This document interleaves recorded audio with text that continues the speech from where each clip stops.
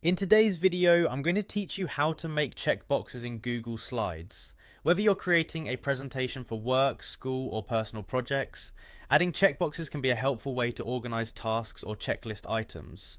So let's dive in and explore the process step by step. First things first, you'll want to open your web browser and head over to Google Slides. If you haven't signed in yet, make sure to log into your Google account. This is essential as it allows you to access and edit your Google Slides presentations. Once you're signed in, you'll find yourself on the Google Slides homepage. Now, on this homepage, you'll see options to create a new presentation. You can either click on blank presentation to start from scratch, or if you prefer, you can select a template that fits your needs. Both choices will lead you to the Google Slides editor, where you can begin crafting your presentation.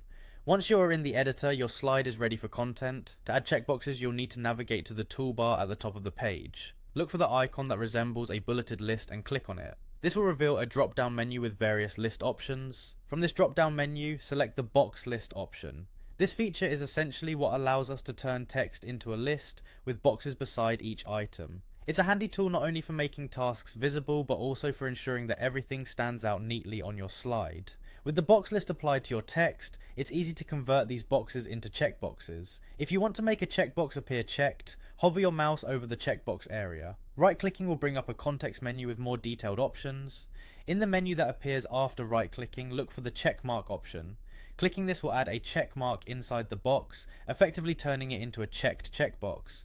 This feature is particularly useful for presentations that involve processes or to-do lists, as it visually indicates completed tasks. And that wraps up the process of creating checkboxes in Google Slides. By following these steps, you can efficiently organize your presentation content, ensuring a clear and professional layout. Remember, this method not only helps keep information structured, but also enhances the overall comprehensibility of your slides.